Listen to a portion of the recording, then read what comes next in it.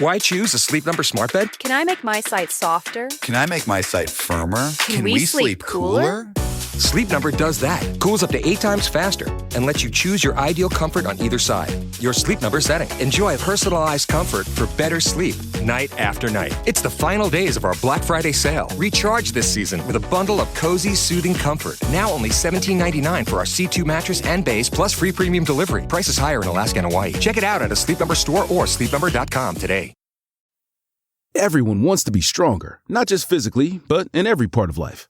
But between confusing workout advice, complicated equipment, and trying to figure out nutrition, where does anyone even start?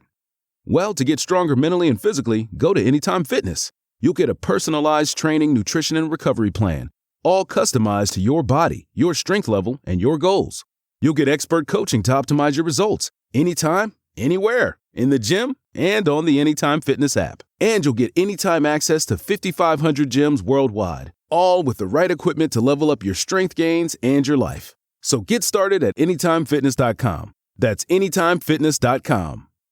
AFR On Demand is brought to you by Breck Golf. Try Beaver Creek today, just 20 minutes from downtown Baton Rouge in the Zachary area. They've got a PGA Tour driving range, a short game practice area, 30 to 40-yard practice shots. It's a great place to chip and putt and practice if you don't have time for a full round. Book your tee time today, golf.breck.org, golf.breck.org.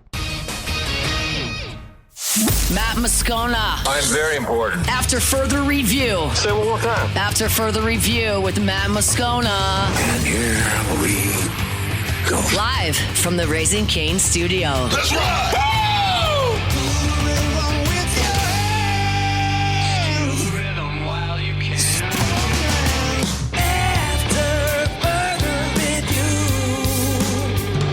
Hour 3. Off we go. Welcome aboard. Glad you're with us. It's AFR powered by Sunshine, your hometown John Deere dealer in Louisiana. I'm Matt. Love you, Matt.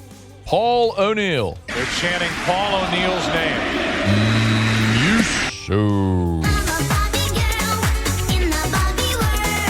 And Mr. Toby Tomplake.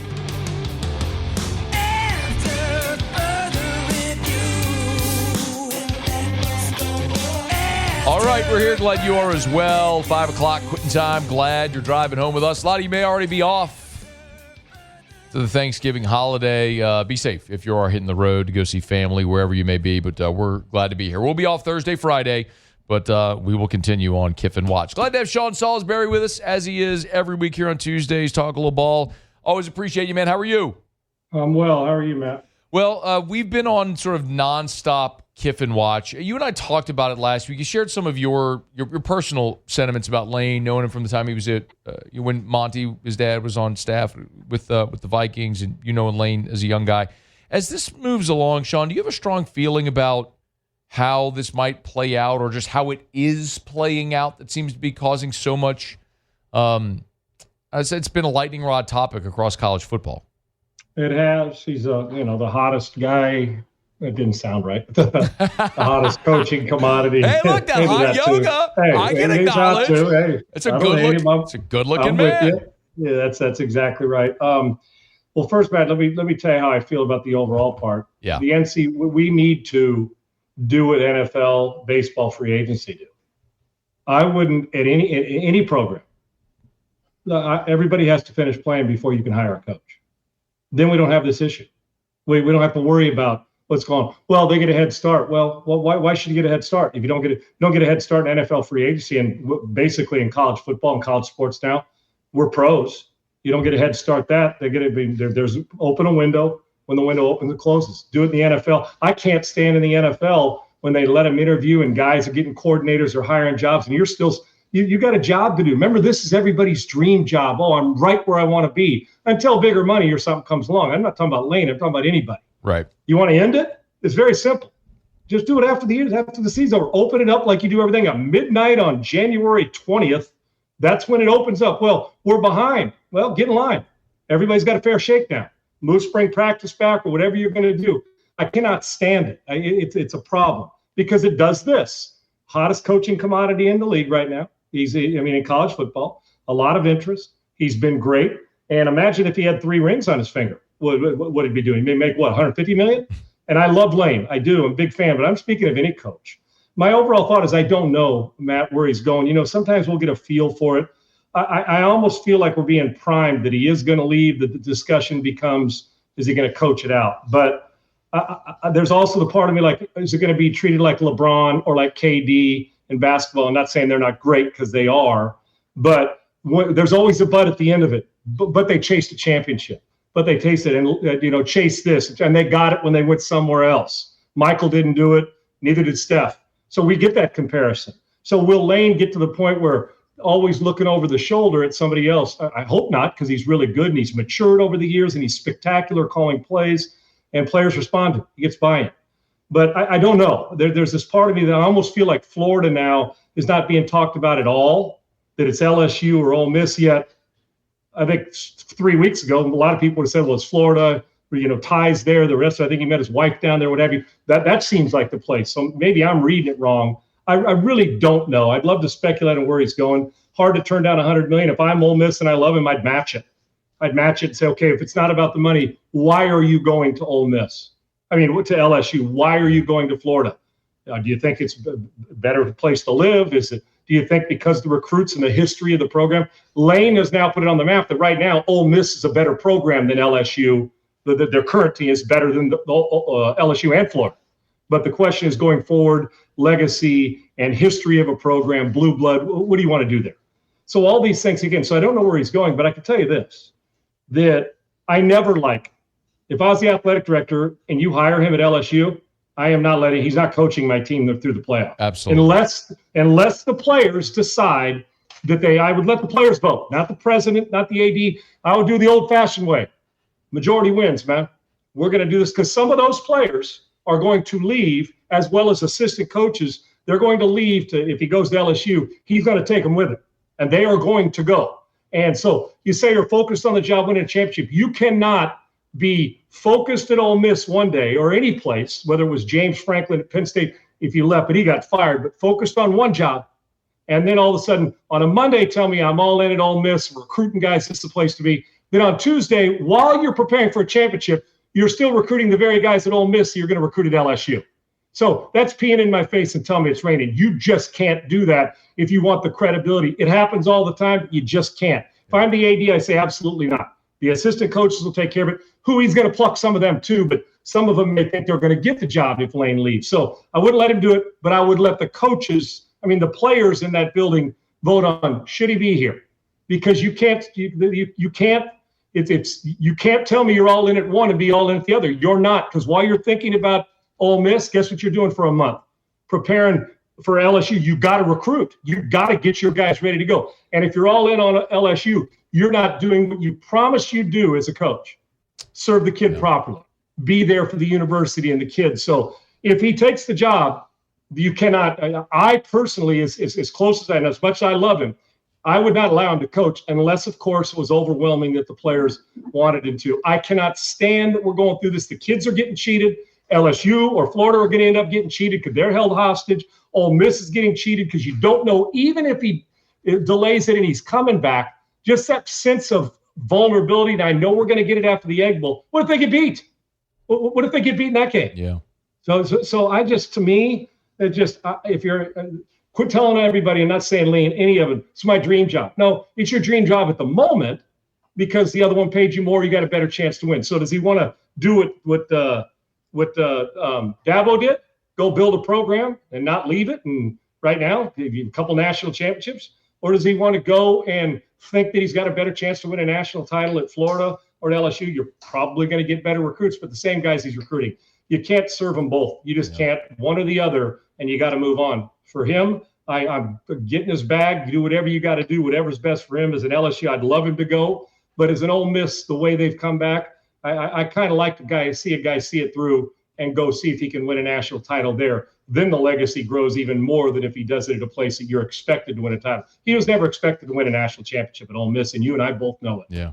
I think his thing is, Sean, he doesn't think he can. You can make a playoff. I couldn't agree more. Could not agree more. So that's probably going to be the reason he leaves. Yeah. But you can't do both in the month of December to get ready for this playoff. You just can't. You're right. And look, we talked about it here. It was made abundantly clear to me through people within that athletic department 2 weeks ago. There was no shot they were letting him coach the playoff if he's leaving. Right. So you're right. And nor would I. The one follow-up I have, and we'll talk some NFL, but the one follow-up I have is interesting because we talk about the calendar. So I'm curious because the way to fix it, Sean, the irony is they moved the December signing period up and the one portal window to try to eliminate some of these roster issues so that you would have your roster set earlier. But what's happened is exactly what you're describing is coaches are getting fired and rehired. So it started the coaching carousel earlier because they have to. So Nick Saban mentioned matching the academic calendar to the athletic calendar. Do you think it would be doable to say, hypothetically, you start the football season earlier so playoff is done by the end of fall semester? So you're done by the time the spring semester starts in mid-January, January 12th or whatever it may be. You're completely done with everything by then. The season is over. Your national champion has been crowned. Is that doable with an expanded playoff? Yeah, that's the problem. I mean, so when are we going to start it? August 1st? Right. I don't know. I don't know. Wait, August 10th? I don't. At what point in time do these guys get to enjoy a summer where, I mean, hell, when I was going, we didn't start till after Labor Day. Now they're starting high schools. They're starting August 5th, August 4th. That's a hell of a point. I get Saban where he says it's a college football Lane Kiffin problem. I don't know how you'd work the calendar. I know this. You could start it earlier. January 12th isn't that bad. But if we're going to continue to expand and go, when are we starting the playoff? Thanksgiving weekend? I don't know. Yeah, and then you're starting to delve into what? Yeah. You're starting to delve into what, Matty? The tradition, bowl games, that January 1st. I mean, I know it's changed, but there's still this little bit of, okay, but I don't mind whether they change it to calendar to match academic year, the rest of it, kids go and they come back, some schools the 21st. And I get where Nick's going with this. I don't know how soon they'd have to start it or how the schedule works and games and the rest of it and how you treat post-Thanksgiving in December and the rest of it. But I'd prefer that. However, we can work that out because it makes sense. Hell, I could name Nick commissioner of the NC2A, and we'd probably make some full head steam because he's real logical and common sense, but which we don't have much of these days. I don't know how you'd work it. I'd have to look at it. It does make sense, but I do know this: I cannot stand, and I don't know why. I know why, but there's still part of me. If the coaches are going to be coming and going like we just said, and players are coming and going as they said. Why do we have an early recruiting season? I mean, when I was signing, you know what you did? You committed, and February 8th was signing day. It was like a Tuesday in February. But I get it, but it's kind of a rhetorical question. It's just we're doing this, and we're moving chess pieces around, but I feel like we're on a treadmill. What have we accomplished by moving up the signing period when all these coaches are when stuff like right now is about to happen? We got guys jumping to Oklahoma State, and he's going to coach the bowl game, Coach Morris is. And, I mean, you start to look around. I get it, but has it solved any problem? I don't think it has. Yeah. World keeps spinning, man. They got a lot of issues. I agree with you on Saban, man. If he ever wanted the gig, I think he could make a lot of headway. Tomorrow, and urgent. Yeah. He'd make headway in a hurry with some common sense. Like I said, I don't know. Sitting here on the run, just my mind's raced with a lot of it. But we always talk about, health for the kids or the players and pros. And that's why all these penalties and referees are watched closer. And we always talk about the what's best for the kid. Well, in truth, are we doing what's best for the kid, not only with all the rules we got for the kid, but with the coaches? Is Ole Miss, LSU, and Florida in the best situation right now? Absolutely not. Yeah. And that's not a good thing. Let's not got a quick break. Come back, get Sean's thoughts on Tyler Shough's third start, how that went against Atlanta. Ooh, rough game in the Dome. We'll get Sean's take on it as we continue. It's AFR. AFR. Love telling you about our friends over at Duplessis Builders because they're going to build you a beautiful pool, build you a beautiful outdoor kitchen. They'll give you a 10-year workmanship warranty on their pool builds when the industry standard is 1. Let me say that slowly so you understand. Most pool builders, when they build your pool, they give you a 1-year warranty on their work. 1 year. Duplessis gives you a 10-year workmanship warranty because Derek is an engineer by trade. They take the time to do it right as they go through the process of the pool build. So they're building you something that is going to last, something beautiful that's going to last. You want to know why Duplessis Builders was named a top 50 pool builder in America by Pool and Spa Magazine? Meet with them one time, you'll get it. DuplessisBuilders.net. That beautiful pool, that outdoor kitchen, they can do it all for you. DuplessisBuilders.net.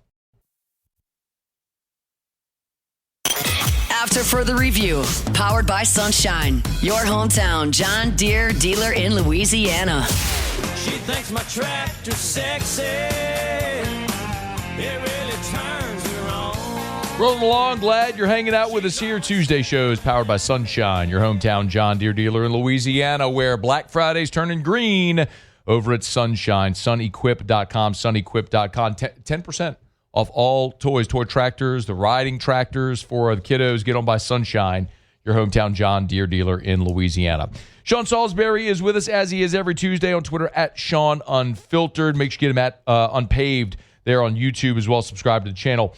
Sean, Tyler Shough made his third start. Saints managed just 3 points. Man, they are a bad football team. How do we even know, Sean, with such a bad offensive line and no weapons, how do we even grade or gauge or rate what he's doing out there? Well, you better be an expert at gauging bad stuff and how it would look if it was different player, different situation, different grouping. Matt, it's hard to evaluate this team. We talk about it all the time about moving forward at the quarterback position and any other position of how do you evaluate it. I guess the number one way is how do you perform and how do you keep playing when you know things are not good and your chances are very minimal each week.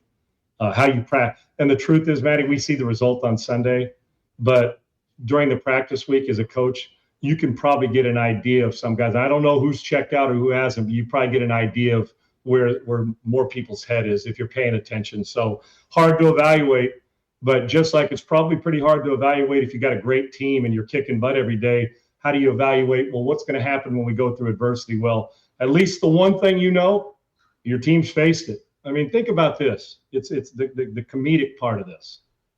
You can't get a handoff, ball lays on the ground. You don't make any big plays, although the quarterback goes, 30 of 44, 43. So The ball didn't hit the ground much. Your field goal kicker can't get it through inside of 50 a couple times. You get in the red zone area like 3 times and come up empty. You don't score an offensive touchdown. You start to look at, but you give up a bunch of sacks. You don't run it well. You don't throw it well. A lot of sideways stuff in conservative football, which is kind of without the weapons. I guess the positive is Olave, has a bunch of catches and comes out of it positive. And Atlanta's not exactly gangbusters. They'll play some pretty good defense, which they did. But they were on a losing streak, and Cousins, had a little vintage Cousins on some of those on the big play to Mooney and the rest of it. But I personally, it's hard, but I don't know what you can gather from them other than, I know the fans are frustrated, booing at home and the rest of it, but we're about as close to the ain'ts as we've been in a long time, man, of a bag over your. You really are. That's about as close as Vincent State did it on a regular basis. I understand the frustration, and it's been a rough year football-wise in the state of Louisiana, but the evaluation's hard. But Shough's playing well enough to finish it out. And when I say well enough, and not winning, but when you go 30 or 43, it at least tells you there's some accuracy on a defense that's pressuring you. And maybe that's how you evaluate it. Are you still at the quarterback? I'd want to know, are you still standing in there and delivering the football when you get hit in the mouth? Are you still standing in there and competing and doing those things when you lay the ball on the ground and you got to make sure you don't when it's an exchange between you and the back? Are you still competing after you've taken them down to the red zone and can't get it in the end zone? So that's the way and I hate to use the term who's still giving effort and fighting, because that's your job and you get paid to do it. I don't give you extra credit even if you're getting your butt kicked. That's on you. You're the player. You're getting your butt kicked. And the coaching staff, I'm not giving you extra credit for showing up to class or for playing hard because you're going to collect your 2-week check or your weekly check for 75, 100, 300 grand a week. So I don't give credit for that. the bottom line is they're a bad football team who does not execute well. And when they do, they'll compete for a minute, but they can't sustain 4 quarters of football for the most part on either side, specifically on offense. And that's why it's going to end like it started, not very good. How do you think they match? They go to Miami this week. It's interesting, Sean, because when they played well against Carolina and won, and so you look and you go, well, they got Atlanta, there's a 3-win team, and they get Miami and the Jets and the Titans, and they get Carolina at home, and you go, man, if they play well, there might be a few wins they could snag out there. It's still the NFL. How do you think the Saints match up against the 4-7 Dolphins who aren't any good in their own right? Right. I can tell you this. If you'll just punch them in the face, I mean, be physical with them, that team doesn't like that. When they beat Buffalo and had that good game, and they've had a couple of them, if you're looking at finesse in the dictionary, team speed with finesse, that you put makeup on them, and boy, they cover up some blemishes. You take it off, you're frightened to death because you see it, and it looks like Shrek just woke up out of a sleep the next morning. That's who Miami is. But if you're looking for a pillow fight, that's where the Saints can get them. They are now when they're going good finesse wise, and Tua is throwing on time, and you're not hitting him. Boom, they'll be hitting flat routes, and boom, they'll be bang posts on time. Get them off schedule and force them to get into a body blow fight. That team's as soft as wet Charmin tissue. They just are. So that gives you hope. And we talked about it a couple of weeks ago, Matty, where, listen, it is the NFL. We see strange stuff happen all the time. Where how did this team, how do you explain the Buffalo Bills to me? You can't. Okay. Once again, Josh Allen plays great, you win. If Josh Allen plays average or doesn't, the Houston Texans curb stomp them in their building. It's the way it works. So, yeah, you can beat Miami, but don't finesse. If you get into a finesse match with them, they'll score 40 on you, and they will lap you because that's who they are. They don't want to get into a fist fight. They want to stick and move and get the ball out on time and let their speed get into space and go that. Keep them out of space, keep them 3rd and long, and make Tua take 2 hitches. He's one of those quarterbacks that the significance of his game falls off because he's physically limited when you have to do that. You saw Brock Purdy last night, who I have nothing but respect for. I think he's a hell of a player. But you saw him when he wasn't on time and anticipation, when he held the ball a little too long, and then he wasn't accurate because he felt desperate. What happens? 3 picks. And if you're not throwing it on time and you don't have a Matt Stafford arm, then you better be able to throw it to small windows. If you've made a mistake, you can't compound it by being late and inaccurate. So with them, they want to throw on time. They want to get the ball into space. They want to go. But if you're looking for a physical fist fight, now New Orleans going, if you'll take that to them, you'll challenge them more than anything. You want to win 16-13. I know it's not pretty to fans, but that'll be a win. If this game's in the 30s, where Miami's up there, that means that they're in rhythm and they're doing it all. They're an odd team with some talent. The sum isn't very good, but they practice exactly like they play, or play like they practice, I'm sure. They are finesse, and if you like I said, if you can get them they like to play 7-on-7. If you force them not to play in space and have to play in a phone booth, the New Orleans Saints can beat them because my Miami's physicality is almost laughable. Last thing for you, Sean. I want to ask your thoughts on evaluating Kellen Moore, and the thought being here as a play caller, they had 10 snaps in a goal to go situation, and Taysom Hill took 5 of them, and Tyler Shough didn't even throw a pass. So there's this whole thing like, shouldn't you be developing your young player? Just if you would give me your sense. I mean, I don't suspect that you've watched every single play call and snap and analyzed every snap that the Saints have taken, but just your thought on Kellen Moore, the offensive quote unquote guru, and how he's done this year as a rookie head coach. And I haven't watched them all, but I've probably seen 80%, 75 to 80. Up until 3 weeks ago, I watched the majority of them. So pretty good feel for what he does. Listen, I think at times coordinators that are head coaches or that were coordinators and then got head coaching jobs. Listen, it's a lot easier to be the coordinator in Philadelphia or when Dak Prescott's your quarterback in Dallas and you got wide receivers and you can run it in the offensive line. And then you go to Philly and you're going to win a Super Bowl and your roster on both sides of the ball is loaded. You could be really, really good. Yeah. And you become a genius in a hurry. Not saying that he's not a good coach, but you become awfully dumb, and I don't mean it literally, when you don't have good players. Then you start grab bagging and you start getting too cute. Listen, I understand the respect for Taysom Hill. I'm at the point in the season that I got to see more about my football team. And quite frankly, Taysom Hill snaps in the red zone to get me within a touchdown or so really aren't doing me any good in my evaluation. I think a lot of times then you do get too cute, and then you start grab bagging because you're overmatched. So what do? Okay, let's formation this. Let's try to okey doke. You're not okey doking anybody by putting Taysom Hill in a back taking snaps. We've seen the movie. Here's the difference. Taysom Hill also becomes very average when you can't block for him or you're playing in long yardage situations. And if you can't block for your quarterback, how do you expect him to bail you out? He's a hell of a talent and a hell of a tough guy. But I want to maximize what I'm getting out of my quarterback. I got to the red zone. Let me see if he can finish for me. Is he going to hold the ball too long? Is he going to distribute it to Taysom Hill out of the backfield? However you do it. I think what happens is you start like a quarterback that's late, Matty. The coach gets desperate. And you're a quarterback and an offensive guru when you got good players. I don't know any offensive guru that when you're getting your butt kicked, we refer to them like, oh, they threw for 380. But if you're getting beat, nobody cares about your guruism. They care about can you win or lose. And I understand where he's at, and he's going to get a hall pass. It's his first year. I get it. Because we got to see him when he's actually got a chance weekly. But this is also a chance for him to, while he's evaluating, to also evaluate himself and self, the self-check of, all right, I got down to the red zone. I let my guy work us down to the red zone. Let me see him finish. I want to know what kind of closer he is. I mean, if we're at 3rd and 1 and we want to go wildcat or stick it to Taysom Hill as a quarterback / Swiss Army knife, then we'll do it. But that's a lot of snaps for a team. You can tell they're going gimmick when they're doing that at this stage of the game, because I can assure you this. While I know when Drew Brees was there, they did it, and I'm not comparing Brees to Tyler, but they mixed it in. You're not giving Taysom Hill 5 straight snaps when you got Drew Brees on the sideline. Right. You're just not in the red zone. You may change it up, and it's a change-up pitch.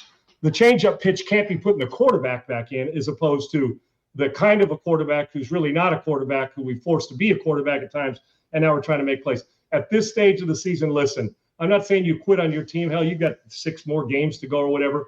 But I am going to play hard with the guys I got. And that's going to be part of the evaluation process by them to Kellen Moore and his self-check on, okay, how good am I when I don't have Jalen Hurts handing it to Saquon Barkley and Lane Johnson and that group blocking for me when they're all healthy? And then I got a defense that'll get 60 sacks and give me the ball in the short field. They happen to do everything the hard way. And I understand why you reach if you're Kellen Moore, but leave the quarterback in other than a play or two to do it. And let's see if we can go salvage some rhythm from a guy that we got to find out what the hell we're going to do next April. He is Sean Salisbury. Get him on Twitter at Sean Unfiltered. Subscribe there on YouTube as well. Hey, man, we always appreciate the time. Happy Thanksgiving to you and yours, man. Thanks for making it work this week. Happy Thanksgiving, brother, and good luck with this decision. Hopefully we'll know Friday. So sounds I look like forward to talking to you. Thanks, man. We appreciate Thanks, it. buddy. That is Sean Salisbury. It's AFR, brought to you by South Point Volkswagen, southpointvw.com. New and certified pre-owned in Baton Rouge and online at southpointvw.com, southpointvw.com.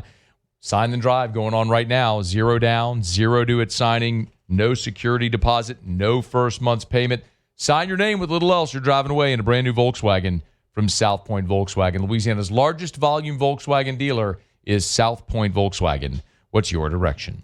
Okay, y'all, we're going to knock out a quick break. Come back. Mike Triplett, also usually with us on Thursday. He'll jump aboard with us next. We'll talk a little who-dat with Mike Triplett. We'll get to Otterlocks here before the hour's over. A lot to do still here as we're cruising along in the 5 o'clock hour of AFR, powered by Sunshine, your hometown John Deere dealer in Louisiana. AFR.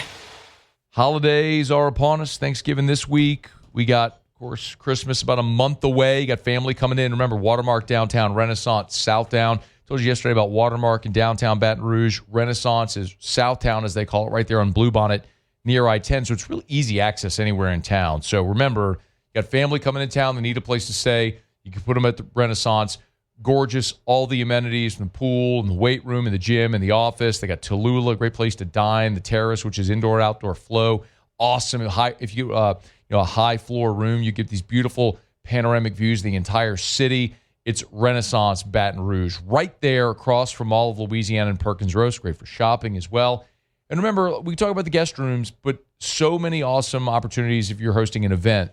Remember Renaissance Baton Rouge, premier place in Baton Rouge to host an event. What event? Any event. Wedding receptions, fundraisers, award banquets, any type of event. You can host it right there on Bluebonnet at Renaissance Baton Rouge. after further review. Powered by Sunshine. Your hometown John Deere dealer in Louisiana. Mike!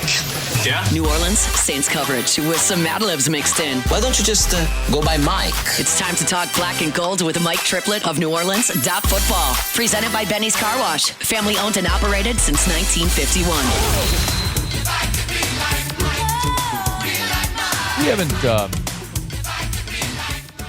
We haven't done Mad Libs in a hot minute here. That might be more entertaining, actually, than talking about this football team. Mike Triplett's with us from New Orleans.Football. Alas, we'll do it anyway, courtesy of Benny's Car Wash. How are you? How have we not switched to that yet at this point? All right. Next week, after they lose to Miami, we're just going to do Mad Libs the rest of the season. Right. We'll at least work it in. Hey, the newsy stuff here, obviously, is they cut Blake Grupe and have signed Cade York. Reaction there?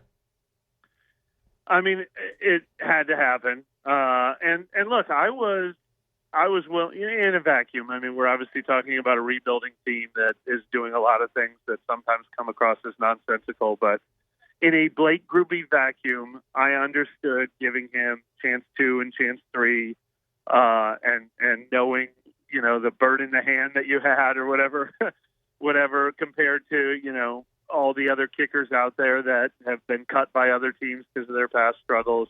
Try to fix Blake Grupe, see if you can get him back on track. They were overly patient with him. And this game was, I think it was apparent to everyone that, he's going to just need to figure something out, maybe a change of scenery, but they had to move on. I'm very glad Cade York was the guy they went with of the two that they tried out. Justin Tucker is unpalatable for a number of reasons, but not the least of them being, why would you be signing a veteran struggling kicker who hasn't been good in several years and is 36 years old anyway, even if he didn't come with the other complications. At least Cade York, as everyone around here knows, is a former 4th-round pick with some upside. Maybe you'll find something there, and if not, you go back to the well next year. Yeah, 24 years old, so hopefully he figures it out. They also added a wide receiver, Samori Toure. I don't know if I'm saying that right at all. It's another receiver. They're adding him to the practice squad. I wouldn't discount anything at this point, Mike. Anything of significance there? Yeah, I mean, I remember he had a couple of weeks where he flashed a couple of years ago.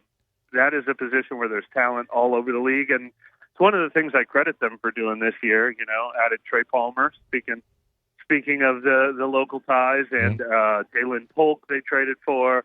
Obviously traded for Devon Vele, hasn't gone that well, but they're taking some shots at young receivers. I like that. They brought in a running back as well and added to the practice squad. That is absolutely out of necessity with Alvin Kamara's injury. Is there? Oh, by the way, do we have an update there with Kamara and what they do at running back if he's unable to go?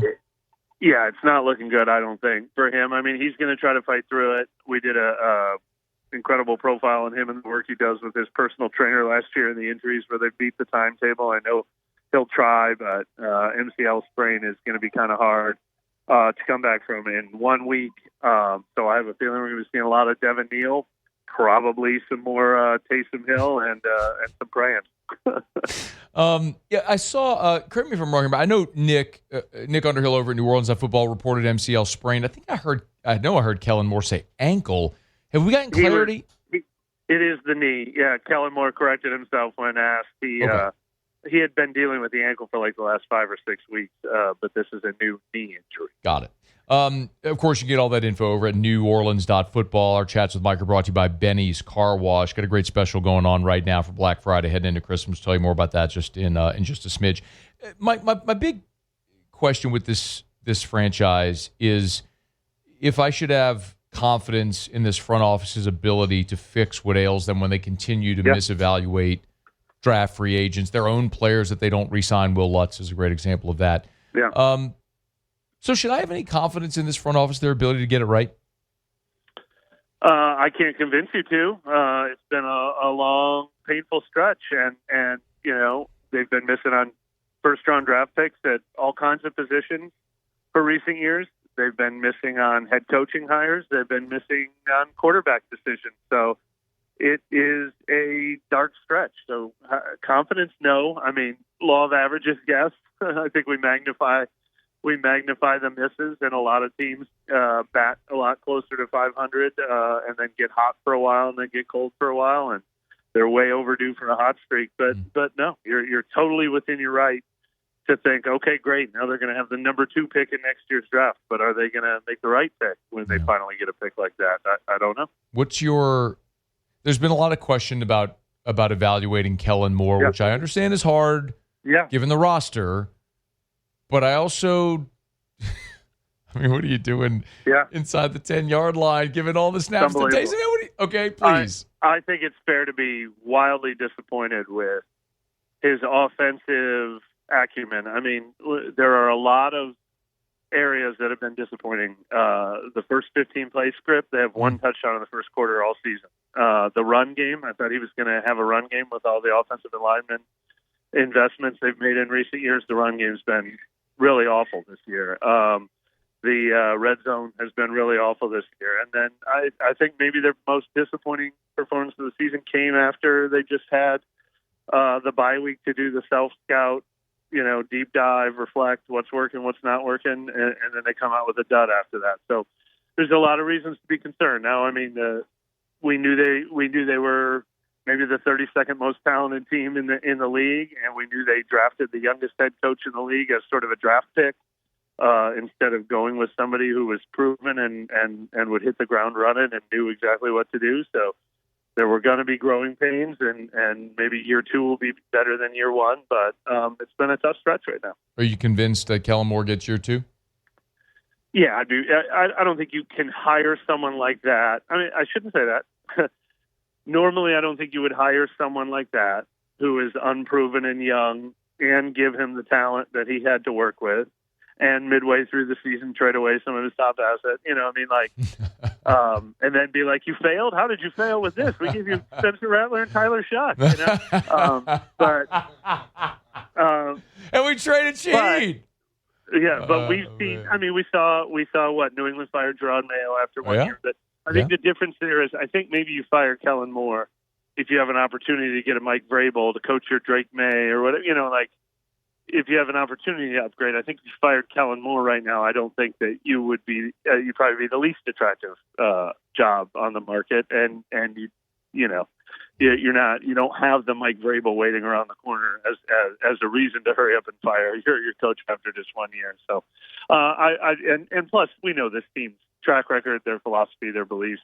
They're often very patient. They don't want to be like the David Teppers and the Carolina Panthers of the world who are firing coaches almost annually, the New York Jets or anything like that. They don't believe in that as a philosophy either. Aaron Glenn chose the Jets over the Saints. That tells you everything you need to know about how desirable this job is. Okay, give me something for Sunday against just give me anything. And give me someone while I'm waiting. Something to get excited about? Anything. Look, I'm excited to keep evaluating Tyler Shough. I don't think he wasn't as exciting against Atlanta as he was against Carolina, but I don't think he fell on his face either. I'm still interested in. I'm glad we're going to get 6 more games to watch him and decide if there's something there. So I'm actually interested to watch these games from a Tyler Shough perspective for sure. Mike Triplett, NewOrleans.football. He's on Twitter at Mike Triplett. Y'all catch him there. Okay, have a great Thanksgiving. And you too. Enjoy Miami. You get to go to are you going? You get a nice warm weather trip? Yeah. No? I will be. Warm weather trip? I was sweating my butt off today. No, you're right. It was 80 degrees. You're right, yes. Palm trees. You get palm trees. Yes. And the beach. Palm trees and the beach. All right. Yeah. Thank you, Mike. Happy Thanksgiving. Always looking for the bright side, you, Matt. I try. Mad Libs next week. All right. We'll see you. That's Mike Triplett. By the way, over at Benny's, this holiday season, if you purchase $50 or more on a Benny's Car Wash gift card, you'll receive a free 1-month Benny's Best Plus Interior Club membership. That offer is available exclusively for new members December 2nd through the 31st. Purchase online at bennyscarwash.com, or you can stop by any of their 9 locations, 9 times. Take advantage of the awesome perks of being a Benny's Club member. I am, by the way. Joining the Benny's Club is a no-brainer. They put the little sticker on your car. You drive in, it just scans it, and the gate goes right up. You go wash every day if you want. It's awesome. Join Benny's. Benny'sCarWash.com. All right, thanks to Mike Triplett. We appreciate it. We'll knock out our final break of the show. Jimmy will be here for Otter Locks. Find out what we're betting on tonight. Stick around, AFR. AFR. Christmas trees. I was going to do like a Christmas jingle, and it didn't really work. Clegg's has Christmas trees. Oh, Christmas tree. I could do that. Muse, would that work? Oh, Christmas tree. I mean, that would absolutely work. You're talking about Christmas trees, yes. I don't know need the more rest than of that. Yeah, I would say you need more than that. I don't know the rest. I just know the Christmas tree. How part. lovely are your branches. I don't think that's it. I think there's a thy. I think it's thy branches. I'm going to look it up. I don't know. Anyway, if you want to go get a Christmas tree without the awful singing by Muse and me, go to Clegg's Nursery. They've got them. The Christmas tree lots are set up, ready to roll. Erica, Drew, and I will be there at Clegg's on Segan Friday morning. Hope to see a lot of you there. It's our little family tradition. Find out yours. But go get your Christmas tree, your poinsettias, all your Christmas decor over at Clegg's. They've turned the page. Full-on Christmas decorating time, and there's no better place than Clegg's Nursery. So buy local, shop local, and tell them Matt sent you in to Clegg's Nursery. After further review, powered by Sunshine, your hometown John Deere dealer in Louisiana. Down the stretch we come, final segment here on a Tuesday edition of AFR, powered by Sunshine, your hometown John Deere dealer in Louisiana. One thing left to do, find out what we're betting on tonight. Time for Otter Locks. Otter Locks. All right, time to win some money. Presented by Total Maintenance AC Repair. Same-day service means you will never sleep hot. 480-1000. We are Total Maintenance. I think it's safe to say that I won the bet. Otter, how are you? Good, Matthew. How about you? Awesome. Great call on the Niners. A little rocking chair cover last night with San Francisco. Nothing to it against the Carolina Panthers, who stink. Need to get going on the hard one. I see we got some college basketball bets tonight, huh? We're underway right now. We're behind in our first one that we put out on the website, 32-22. We had a couple winners on the show this afternoon. It's wall to wall. This is a rematch of the Elite Eight. Tennessee's clobbered their opposition by 28 points a game, but hasn't played the opposition at the schedule that Houston has. But we're down 8-5-42 mark in the first half. Lots of time to go. Hey, that one. Should we in-game this? I'm looking at 32-26, and you're now getting 5.5 with Tennessee. Yes, I'll take it. Absolutely. Okay, all right, on it. Perfect. Yeah, getting a point better than what we did before. Later tonight, same Vegas tournament. Washington State. We're going to Maui. Washington State took care of the hometown team, Chaminade, last night. So, but we're going to back them tonight because this line is just too high. This should be about 3 or 4. It's at 5.5. We're going to take the Cougars, Washington State against Bobby Hurley's Arizona State Sun Devils, 5-6 if you have an outlet that allow you to do it. Auburn and Michigan back at in Vegas. We're going to ride Michigan, Matt. We had them last night. They won and covered. We're going to ride them again tonight. Take Michigan minus the 5.5 against Auburn. Okay. And one college football play. Yes, there's only one game tonight. So they snuck that one in. Out on the show, they started at like 3 or 4 o'clock. The next thing I know, the Minutemen were running up and down the field. So anyway, 21.5 is the end game. Stay away. Okay. All right. Western Michigan, the Broncos on the road against Eastern Michigan. Lay the 10. We're taking chalk. So, yeah, I put out chalk earlier today, Bowling Green and Western Michigan, but I wouldn't. That Bowling Green UMass game, Bowling Green was up 28-0. UMass cut it to 14 at half, but it's 35-14 as we speak. All right. Western Michigan laying 10, and then on the hardwood tonight, Tennessee, Washington State, and Michigan. Where are you tomorrow, Otter? Rio Cantina on Airline Highway in Prairieville, where every day is a fiesta. Gobble, gobble. Thank you, Otter. We'll talk to you tomorrow. Good luck. All right, we'll see you. That's Jimmy on. It's after further review. Hey, it's not too late to get those holiday reservations over at Supper Club, supperclubbtr.com. Man, I'm going to tell you what. No matter if it's for a holiday, no matter if it's for celebrating a birthday, an anniversary, a promotion, graduation, whatever life event you may have, or I'll tell you just the day you go to Supper Club is going to be the memorable day. It'll be the memorable experience. get on by Supper Club. If you can't get a reservation, that's okay. They got 14 bar stools, 7 tables in the bar area. It's always open seating in the bar area. So you can pop in and have a glass of wine, a cocktail, dine right there at Supper Club, Perkins Road in Baton Rouge, near Bluebonnet.